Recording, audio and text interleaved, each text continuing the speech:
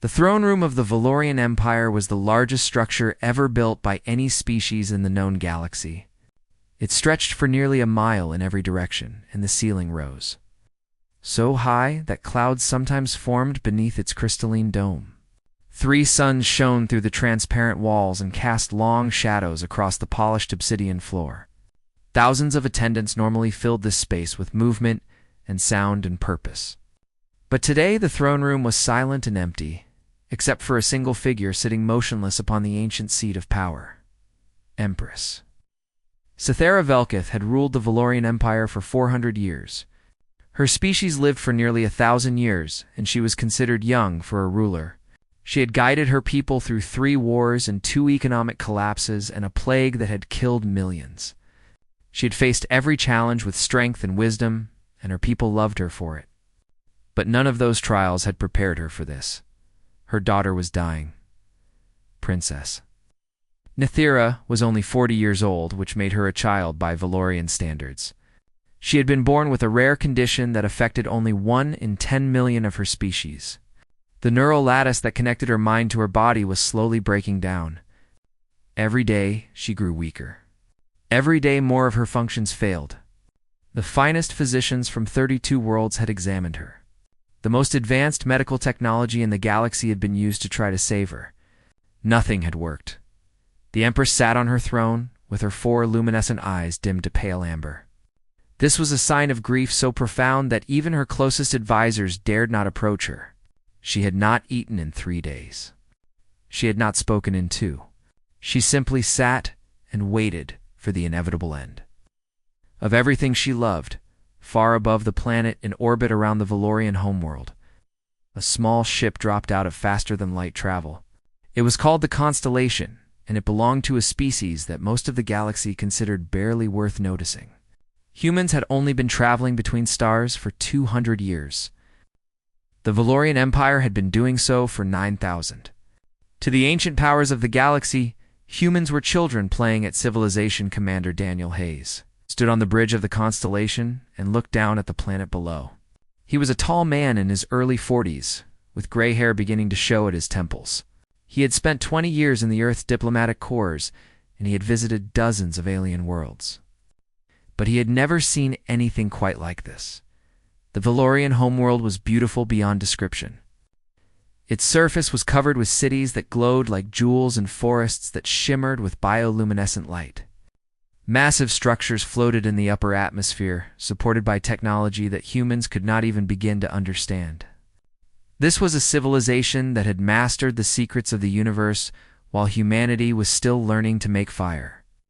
"We have received landing clearance," said his communications officer. "They are directing us to the diplomatic quarter." Daniel nodded. "Tell Dr. Morgan to meet me at the shuttle bay. We have a ceremony to attend." Dr. Lisa Morgan was the chief medical officer of the Constellation. She was a woman in her late 30s with short brown hair and sharp, intelligent eyes. She had joined Daniel at the shuttle bay wearing her formal uniform and carrying a medical kit out of habit. She never went anywhere without it. "Do you know what this ceremony is about?" she asked as they boarded the shuttle. "Standard diplomatic protocol," Daniel replied. "We present our credentials to the Empress, and she acknowledges our presence. Should take about an hour. Then we can get back to our actual mission, which is negotiating trade rights for mineral resources." In the outer systems, the shuttle descended through the atmosphere and landed on a platform that seemed to be made of solid light. Valorian attendants met them and guided them through corridors that twisted and turned in ways that made no logical sense. The architecture of this place was designed for beings who thought differently than humans did. They were brought to a small waiting chamber and told that the Chancellor would see them shortly. Daniel sat down and prepared himself for a long wait. Alien bureaucracies were the same everywhere. But when the Chancellor finally arrived, his demeanor was not what Daniel had expected. The Valorian official was tall and thin, with silver scales covering his body and 4 eyes arranged in a diamond, a pattern on his elongated face. Normally, these officials carried themselves with pride and superiority. This one looked exhausted and sad. "I apologize for the delay," the Chancellor said. "These are difficult times for our empire." "We understand," Daniel replied carefully. We are honored to be received at all. Chancellor's four eyes blinked in sequence. I must inform you that the Empress will not be able to meet with you personally. She is occupied with a private matter of great importance. I will accept your credentials on her behalf. This was unusual. The Empress always received foreign diplomats personally. It was a matter of protocol that had not been broken in centuries. Daniel glanced at Lisa and saw the same curiosity in her eyes. May I ask what has happened? Daniel said. If there is anything Earth can do to assist the Empire during this difficult time, we would be honored to help. The Chancellor was silent for a long moment. When he spoke again, his voice was heavy with sorrow. Oh, the princess is dying. She suffers from a degenerative neural condition that has no cure. Our physicians have tried everything. There is nothing more to be done. The Empress spends every moment at her daughter's side, waiting for the end. Daniel felt a cold weight settle in his chest. He was a father himself. He had a daughter back on Earth who was about to start university. He could not imagine watching her die slowly while being powerless to stop it. I am deeply sorry, he said. We will complete our business quickly and leave you to your grief. They finished the formal exchange of credentials and prepared to return to their shuttle. But as they walked through the corridors, Lisa suddenly stopped. Commander, she said quietly, may I ask the Chancellor something? Daniel hesitated. They were guests here. It was not their place to pry into private matters. But something in Lisa's voice made him nod. Chancellor, Lisa called out. You said the princess suffers from a degenerative neural condition. Can you tell me more about it? What exactly is happening to her? The Chancellor turned back with surprise on his face. Why do you wish to know this? I am a doctor. It is my nature to ask questions about illness. The Chancellor studied her for a moment. Then he sighed. Her neural lattice is breaking down.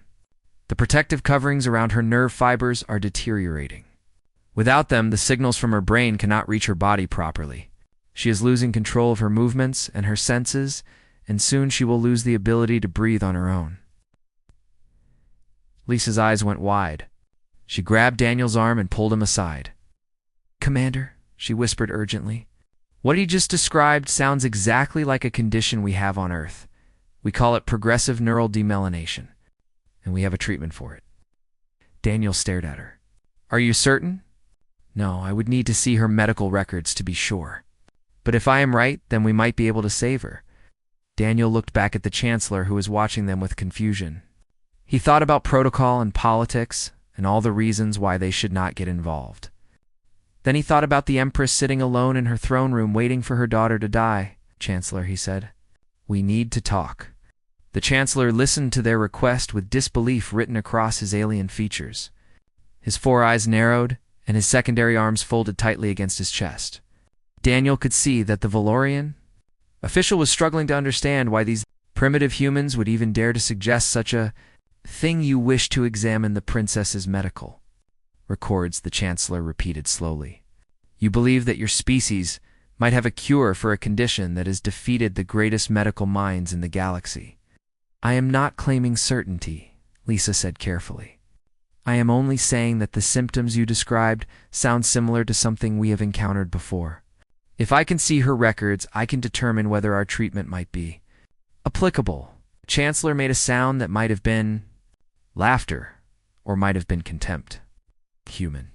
Medicine is primitive compared to ours. Your species was living in caves when we were building cities that spanned continents. What could you possibly know that our physicians do not? Daniel stepped forward before Lisa could respond. He knew that tone. He had heard it from 100 different alien officials over the years. It was the sound of ancient pride meeting unexpected challenge. Chancellor, he said in his most diplomatic voice, we mean no disrespect to Valorian medicine or Valorian civilization. We understand that your species has accomplished things that we can barely imagine. But every species sees the universe through different eyes. Sometimes a fresh perspective can reveal what familiarity has hidden. We ask only for the chance to look. If we are wrong, we will apologize for wasting your time and leave immediately. The Chancellor was silent for a long moment. His four eyes studied Daniel with an intensity that was almost uncomfortable. Then he spoke. I will consider your request. Return to your ship and wait for my response." They returned to the constellation, and Daniel ordered the crew to stand by for departure. He did not expect the Chancellor to agree. The Valorians were proud, and they did not accept help easily, especially not from species they considered inferior. He prepared himself to leave this world and continue with their original mission. But 3 days later, a message arrived from the surface. The Chancellor had agreed to share the princess's medical records. Daniel did not know what had changed his mind, but he suspected that desperation had finally overcome pride. When your child is dying, you will try anything. The records arrived on a secured data crystal that evening. Lisa took it to the medical bay and locked herself inside. Daniel gave orders that she was not to be disturbed for any reason. 14 hours passed. Daniel tried to sleep, but found that he could not. He kept thinking about the Empress sitting alone in her throne room, and the little princess lying in some medical wing far below. He thought about his own daughter, Sophie, who was probably studying for exams right now back on Earth. He wondered if she knew how much he loved her. When Lisa finally emerged from the medical bay, her face was pale and there were dark circles under her eyes. But there was something else in her expression too, something that looked like hope. "I know what is wrong with her." Daniel stood up quickly. "Tell me." Lisa led him into the medical bay and showed him the displays she had been studying. The Valorian neural anatomy was incredibly complex, and Daniel could barely understand what he was looking at. But Lisa explained it in simple terms. Their nervous system works differently than ours, but the basic structure is the same. They have nerve fibers that carry signals from the brain to the body, and those fibers are protected by a covering we call myelin. In humans, when this covering breaks down, it causes a condition called demyelination. The signals cannot travel properly, and the patient loses control of their body. And that is what is happening to the princess. Yes, the Valorians call it something different, but it is the same underlying problem. The myelin equivalent in their nervous system is deteriorating, and without it, her neural signals are being lost. Daniel felt his heart beating faster. "Can you treat it?" Lisa hesitated, and Daniel saw the uncertainty in her eyes. "I do not know. Our treatment involves synthetic myelin compounds and genetic therapy that encourages the body to repair the damaged coverings. But our treatment was designed for human biology. Adapting it for Valorian physiology would be incredibly difficult. Their nervous system is more complex than ours. Their genetic structure is different. I would have to essentially reinvent the treatment from the ground up. What would you need?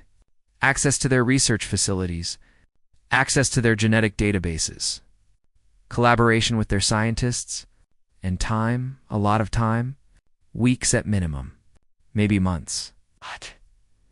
Daniel sat down heavily. This was not a simple situation. Earth was a minor power in galactic politics.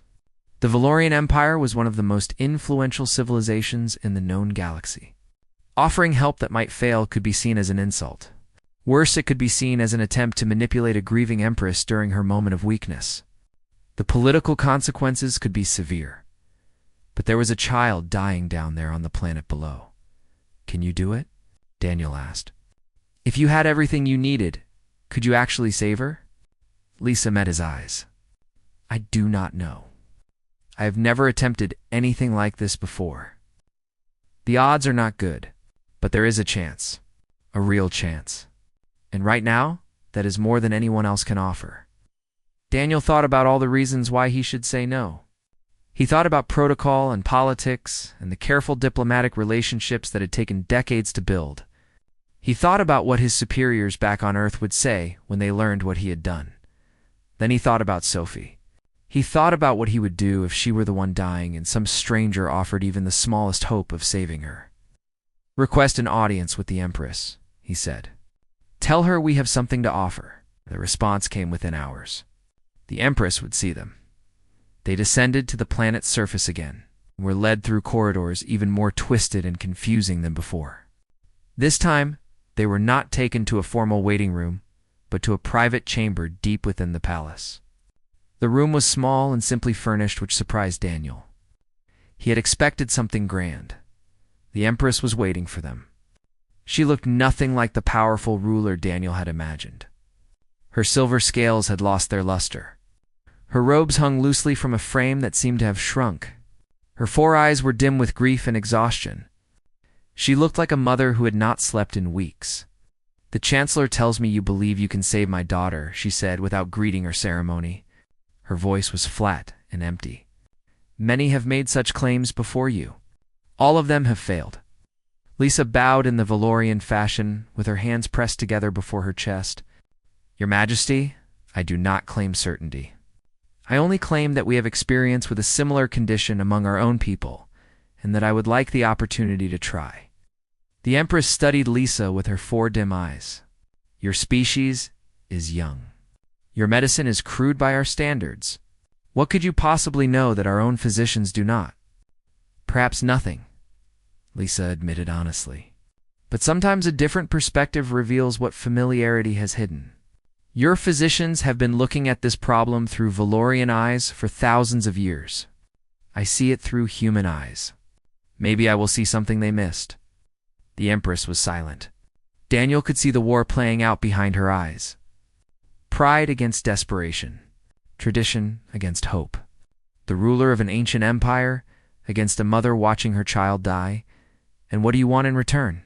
she asked finally. Daniel answered before Lisa could speak. "Nothing, Your Majesty. We offer this freely without conditions. If we succeed, we ask only that you remember that humans came to help when we could. If we fail, we ask only that you do not hold our failure against our people." The Empress looked at him for a long moment. Then something shifted in her expression. It was not quite hope. It was not quite trust. But it was something.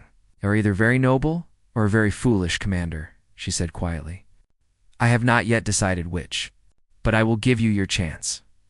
Save my daughter, and you will have the eternal gratitude of the Valorian Empire. Fail, and I will remember that you tried." She waved her hand, and the doors behind them opened. "The Chancellor will give you everything you need. Do not waste this opportunity." Word of the human intervention spread through the galactic network like fire through dry grass. Within 2 days, every major civilization in the known galaxy had heard the news. The primitive humans from the small blue world called Earth were attempting to cure the Valorian princess. Some found it amusing.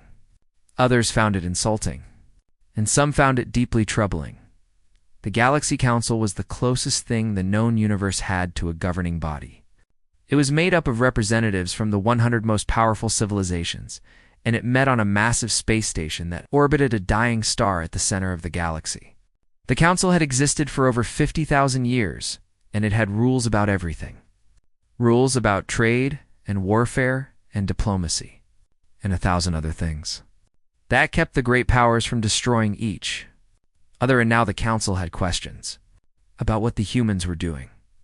A delegation arrived at the Valorian homeworld on the 5th day after Daniel and Lisa had begun their work. There were representatives from 6 different species, and they demanded an immediate audience with the Empress. When the Empress refused to see them, they demanded to speak with the humans instead. Daniel met them in a formal conference room while Lisa continued her research in the medical facility below. He wore his dress uniform and tried to look calm even though his stomach was tied in knots. He knew that this meeting could determine the future of humanity's relationship with the rest of the galaxy. The leader of the delegation was Ambassador Crix of the Scythian Collective. He was a large insectoid creature with gleaming black eyes and mandibles that clicked together when he spoke. His species had been traveling between stars for 30,000 years, and they considered themselves one of the elder races of the galaxy. "Commander Hayes," Ambassador Crix began without any pleasantries. "The Council has concerns about your activities here. You will explain yourself." Daniel kept his voice steady. "I am happy to answer any questions the Council may have." "Very well. Why are humans interfering in an internal Valorian matter?" "We are not interfering, Ambassador. We offered assistance, and the Empress accepted. There is nothing improper about one civilization helping another during a time of crisis." Ambassador Crix's mandibles clicked rapidly. "You offered assistance that you are not qualified to provide. Human medicine is primitive. You cannot possibly cure a condition that has defeated Valorian physicians. You are either deceiving the Empress or you are fools who do not understand your own limitations." Daniel felt anger rising in his chest, but he kept it under control. "With respect, Ambassador, we have not promised anything. We have only offered to try." The Empress understood this when she accepted our help. Another delegate spoke up. This was Delegate Morath of the Quintari Federation. He was a tall, thin creature with pale blue skin and eyes that seemed to look in multiple directions at once. His voice was cold and suspicious. "We believe your true motivation is political, Delegate," Morath said. "You seek to curry favor with one of the galaxy's great powers. You are using a dying child to advance your species' position. In galactic affairs?" Daniel felt the anger grow stronger. He thought about Lisa working around the clock in the laboratory below. He thought about the dark circles under her eyes and the way her hands shook from exhaustion. He thought about how she had not slept more than 3 hours at a time in 5 days because she was trying to save a little girl she had never met. "Delegate Morath," Daniel said slowly, "I understand that you do not know us very well. Humanity's young, and we have not yet proven ourselves to the galaxy. But I promise you that we are not here for political advantage. We are here because a child is dying, and we might be able to help. That is all." "Convenient story," Delegate Morath replied. "But we are not naive. Every action has a purpose. Every gift has a price. What do you really want from the Valorian Empire?" Daniel was about to respond when the door to the conference room opened. Everyone turned to see who had entered. It was the Empress. She walked into the room with her head held high and her 4 eyes burning with an intensity that Daniel had not seen before. The delegates from the council immediately stood and bowed in respect. Whatever their suspicions about the humans, they still recognized the authority of one of the galaxy's oldest rulers. "Your Majesty, Ambassador," Crick said, "we did not expect to see you. We were told you were occupied with private matters." "I was informed that representatives of the council were questioning my guests," the Empress replied. Her voice was calm, but there was steel beneath it. "I came to address those questions personally." Delegate Morath stepped forward. "Your Majesty, we are simply concerned about the situation. These humans claim they can cure your daughter, but they have no evidence to support this claim. We worry that they are taking advantage of your grief to advance their own interests." The Empress turned her 4 eyes on Delegate Morath, and he visibly flinched. "Let me be clear," she said. "I am not a fool. I know that humanity is young and their medicine is less advanced than ours. I know that the chances of success are small, but their chances are greater than 0, which is more than anyone else has offered me. Every other physician has told me that my daughter will die. These humans have told me that there is hope. Even if that hope is small, I will not reject it." Ambassador Crick spoke carefully. "Your Majesty, we do not question your judgment. We simply wish to ensure that proper protocols are being followed. This situation is unprecedented." "Then let me set the precedent," the Empress replied. "These humans are my guests. They are here at my invitation. They have asked for nothing in return for their help. If the Council wishes to object to this arrangement, then the Council may take the matter up with me directly. But you will not harass my guests or interfere with their work. Is that understood?" The delegates exchanged glances. None of them wanted to challenge the Empress directly. The Valorian Empire was too powerful and too important to offend over something like this. "We understand, Your Majesty," Ambassador Crick said finally. "The Council will respect your decision." "Good. Then this meeting is over." The delegates filed out of the room one by one. Each of them gave Daniel a look as they passed. Some were curious. Some were hostile. Some were calculating. Daniel knew that this was not the end of the matter. The Council would be watching closely to see what happened next. When the room was empty, the Empress turned to Daniel. For a moment, her mask of authority slipped, and he saw the exhausted, grieving mother beneath. "Thank you for standing up to them," she said quietly. "I know it was not easy. I only told them the truth, Your Majesty. Yes, the truth." She paused and looked at him with something like wonder in her 4 eyes. "Do you know what struck me most about your offer, Commander? It was not your confidence or your technology. It was your honesty. You told me that you might fail. You told me that you could not promise anything. In 9,000 years of Valorian history, No one has ever offered us help while admitting that they might not succeed. Everyone else makes promises they cannot keep. You made no promises at all. That is why I trust you." Daniel did not know what to say. He had not expected trust. He had expected suspicion and resistance and endless obstacles. Instead, this ancient ruler was placing her faith in two humans from a species that most of the galaxy considered barely civilized. "We will do everything we can, Your Majesty," he said finally. "I cannot promise success, but I can promise that we will not stop trying." The Empress nodded slowly. "That is enough, Commander. For now, that is enough." She turned and walked out of the room, leaving Daniel alone with the weight of an empire's hope resting on his shoulders. The days turned into weeks, and the weeks began to blur together. Lisa worked in the Valorian medical facility from dawn until long past midnight. She slept on a small cot in the corner of the laboratory and ate only when Daniel physically placed food in front of her. Her eyes grew red from staring at screens, and her hands trembled from exhaustion, but she refused to stop. The Valorian scientists who had been assigned to assist her were skeptical at first. They looked at this human woman with her primitive tools and her strange ideas, and they wondered why the Empress had placed such faith in her. But as the days passed, their skepticism slowly turned to respect. Lisa worked harder than anyone they had ever seen. She asked questions that no one had thought to ask before.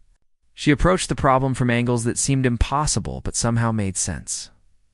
On the 8th day, she failed for the first time. Her experimental treatment killed the test samples within hours.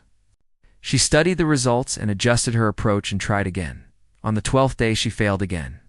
The treatment worked at first, but then caused a severe reaction that would have been fatal in a living patient. She went back to her calculations and started over. On the 17th day, she failed a third time, and a fourth, and a fifth.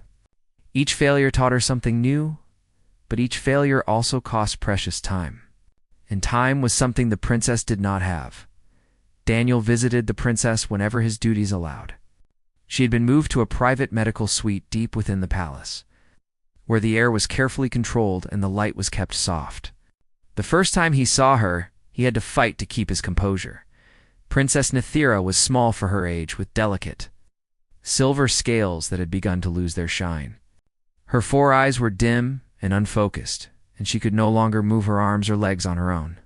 Tubes and wires connected her to machines that monitored her failing body. She looked fragile and broken and impossibly young. But when Daniel introduced himself, her eyes brightened just a little.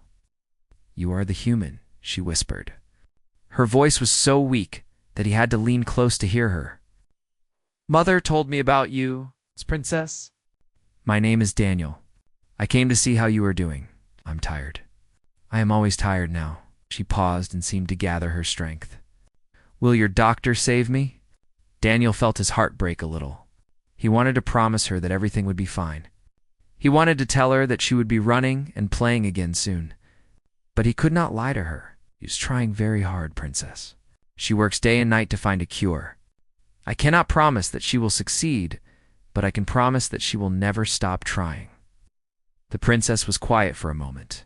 Then she asked a question that surprised him. "Tell me about your world. Tell me about Earth." So Daniel told her. He told her about the blue oceans that covered most of the planet and the green forests that stretched across the continents. He told her about mountains that reached up to touch the clouds and deserts where the sand glowed red under the setting sun. He told her about the animals that lived on Earth, the birds that flew through the sky, and the fish that swam in the sea, and the great creatures that roamed the plains. "Tell me about the elephants," she said. "I have seen pictures. They look strange and wonderful." Daniel smiled and told her about elephants. He told her how they were the largest animals that lived on land. He told her about their great ears that they used to cool themselves and their long trunks that could pick up the tiniest objects or push down the largest trees. He told her how elephants lived in families and took care of each other. He told her how they mourned their dead and remembered their friends for decades. "They sound beautiful," the princess whispered. "I would like to see one someday." "You will," Daniel said before he could stop himself. "When you are better, you will come to Earth, and I will show you the elephants myself." The princess smiled weakly. It was the first smile Daniel had seen on her face. He visited her every day after that. He told her stories about Earth, and about humanity, and about all the strange and wonderful things that existed on his small blue world. She listened with fading attention as her condition grew worse, but she always managed to smile.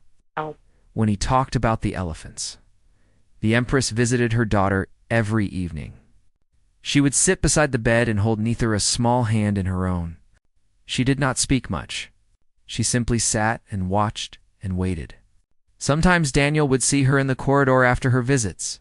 Her eyes would be dim with grief, and her steps would be slow and heavy, but she never cried. She never broke down. She held herself together through sheer force of will. On the 35th day, the princess could no longer speak. Her neural functions had deteriorated to the point where forming words was impossible. She could still hear and understand, but she could not respond. Daniel continued to visit her and tell her stories. He told her that Lisa was getting closer. He told her to hold on just a little longer. On the 41st day, the princess stopped responding to anything. Her eyes remained open, but there was no recognition in them. The machines kept her body alive, but her mind seemed to be slipping away. The Valorian physicians told the Empress that it was only a matter of days now, perhaps hours. Lisa had not left the laboratory in over a week. She had pushed herself beyond all reasonable limits. Daniel found her slumped over her workstation at 3 in the morning, staring at a display that showed yet another failed simulation. "Lisa," he said gently, "you need to rest." "I cannot rest." Her voice was hoarse and broken. "I am so close, Daniel. I can feel it. The answer's right there, but I cannot quite reach it. You have done everything you can. No one could have done more." Lisa turned to look at him, and he saw tears streaming down her face. "It is not enough. She is dying, and I cannot save her. I thought I could. I really thought I could." Daniel sat down beside her. He did not know what to say. He had believed in her. The Empress had believed in her. The whole galaxy was watching and waiting to see what would happen. And now, it seemed like it was all going to end in failure. But Lisa did not give up. She wiped her tears and turned back to her workstation. She pulled up her data and began going through it again from the beginning. She muttered to herself as she worked. She drew diagrams and ran calculations and cross-referenced, results that she had already checked 100 times. And then suddenly she stopped. "Oh," she said softly. "Oh, I see it now." Daniel leaned forward. What do you see?" Lisa's hands were shaking as she entered new parameters into the simulation. The display flickered and changed and showed something that Daniel did not understand. But Lisa understood. Her eyes went wide and her breath caught in her throat. "I've been looking at this wrong the whole time," she whispered. "I was trying to replace the damaged myelin, but I do not need to replace it. I need to teach her body to repair it on its own. The answer was there all along. I just could not see it." She ran the simulation again, and again, and again. Each time the results came back positive. On the 43rd day, Lisa emerged from the laboratory holding a small vial of silver liquid. Her hands were still shaking, but her eyes were bright with something that looked like hope. "I think this is it," she said. "I think this will work." Daniel looked at the tiny vial that might hold the life of a princess and the future of 2 civilizations. "Then, let us not waste any more time." Treatment was administered that night in a procedure that lasted 7 hours. The Empress refused to leave the room. She stood in the corner with her 4 eyes fixed on her daughter's small body as Lisa and the Valorian medical team worked. Daniel stood beside her, though he did not know why. Perhaps he thought she should not have to face this moment alone. The silver liquid was injected directly into the princess's nervous system through a series of carefully placed needles. Lisa monitored every fluctuation in the readings. She adjusted the dosage and the timing and watched the displays with an intensity that seemed almost painful. The Valorian scientists worked alongside her, following her instructions without question. They had stopped doubting her weeks ago. By midnight, the procedure was complete. There was nothing more to do but wait. The first hours were the hardest. The princess showed no change at all. Her vital signs remained weak and unstable. Her neural readings continued to decline. Lisa checked and rechecked her calculations, wondering if she had made a mistake somewhere. Daniel watched the Empress standing motionless in the corner and wondered if they had given her false hope only to break her heart even more. But then something happened. It was small at first. A tiny improvement in one of the neural readings. So small that it might have been an error in the equipment. But Lisa saw it, and her breath caught in her throat. She watched the display and waited. Another improvement, and another. The readings were stabilizing. By dawn, the princess's condition had stopped deteriorating for the first time in months. Her vital signs were still weak, but they were no longer getting worse. The machines showed that her neural functions had stabilized at their current level. Lisa allowed herself to feel the smallest flicker of hope. On the second day, the princess's neural readings began to improve. Not by much, just a fraction of a %, but it was improvement. Real, measurable improvement. Lisa ran tests and confirmed that the treatment was working.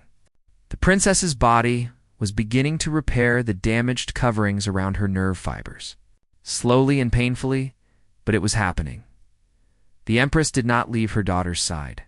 She sat in a chair beside the bed and held Nithira's hand and watched the displays that showed her daughter's life slowly returning. She did not speak. She did not eat. She simply watched and waited and hoped. On the third day, the princess opened her eyes. They were still dim and unfocused, but they were open. She looked around the room and her gaze settled on her mother's face. The Empress leaned forward and touched her daughter's cheek with trembling fingers. "Nithira," she whispered. "Can you hear me?" The princess blinked slowly. Her mouth moved, but no sound came out. But there was recognition in her eyes. She knew her mother. She was still there. The Empress broke down for the first time. She lowered her head and wept, while her daughter watched her with confused but loving eyes. On the fifth day, the princess spoke her first word in weeks. It was a single word spoken in a voice so weak it was barely audible, but Daniel heard it clearly. "Mother." The recovery was slow but steady. Each day brought small improvements. The princess regained control of her arms and then her legs. She began to sit up on her own. She began to eat solid food. She began to ask questions again in that curious way that children do, too. Weeks after the treatment, she took her first steps in months. She walked across her room on shaky legs, while her mother watched with tears streaming down her face. Lisa stood in the doorway and smiled for the first time since arriving on this world. 1 month after the treatment, the princess was declared fully recovered. Her neural functions had returned to normal. The damage to her nervous system had been completely repaired. She was alive and healthy, and she had a long life ahead of her. The Galaxy Council reconvened to discuss the situation. Representatives from all 100-member civilizations gathered on the great space station at the center of the galaxy. But this time, the mood was very different. The Empress addressed the council in person. She stood before the assembled delegates with her head held high and her 4 eyes shining with a light that had not been there for a very long time. "For 9,000 years, she began, we have believed ourselves superior to younger species. We have looked upon humanity as children playing at civilization, too new to matter, too primitive to respect. We were wrong." She gestured toward Daniel and Lisa, who stood at the edge of the chamber in their simple Earth uniforms. "These humans came to us without expectation of reward. They offered help when our own knowledge failed. They worked tirelessly to save a child they had never met from a species that had never shown them kindness. They did this because it was right, not because it was profitable, not because it would advance their position, simply because it was the right thing to do." The chamber was utterly silent. Every eye was fixed on the Empress. "I have learned something these past weeks," she continued. "Knowledge alone does not make a civilization great. Compassion does. Courage does. The willingness to help those in need, even when there is nothing to gain. These are the qualities that matter. And these are the qualities that humanity has shown us." She turned to face Daniel and Lisa directly. "Commander Hayes, Dr. Morgan, on behalf of the Valorian Empire, I thank you. Your names will be recorded in our histories. Your people will always have friends among the stars, and my daughter wishes me to tell you that she has not forgotten your promise about the elephants." Daniel smiled. "We keep our promises, Your Majesty." The council session that followed would reshape galactic politics for generations. Earth was granted observer status in the council. This was the first step toward full membership. Trade agreements were proposed, and cultural exchanges were initiated. For the first time, humanity was spoken of not as a curiosity, but as a civilization worthy of respect. When Daniel and Lisa finally returned to the constellation, they found a message waiting for them. It was from the princess. The message contained a drawing rendered in the Valorian artistic style. It showed two figures standing beneath three suns. One was tall and clearly human. One was small and clearly Valorian. Between them stood a creature with great ears and a long trunk beneath the drawing in. Careful letters that someone had helped her write were three words in English. "Thank you." Friends. Daniel placed the drawing in his quarters, where he would look at it often in the years to come. It would remind him of what humanity could be when it chose compassion over calculation, when it reached out across the void not to conquer but to heal. 3 years later, a small Valorian shuttle landed on Earth. The princess stepped out onto the grass of an African savanna with her mother beside her. Daniel was there to greet them just as he had promised. They walked together through the tall grass until they found what they were looking for. A family of elephants moving slowly across the plain. The great creatures stopped and looked at the strange visitors with wise, ancient eyes. The princess watched them with wonder on her face. She reached out her hand as if to touch them across the distance. "They are more beautiful than I imagined," she whispered. Daniel smiled. "I told you that you would see them someday." The princess looked up at him with all four of her eyes shining bright. "Yes," she said, "you did. And humans always keep their promises." The elephants moved on across the savanna, and the princess watched them go. Somewhere far above, in the endless dark between the stars, the galaxy continued to turn. Empires rose and fell.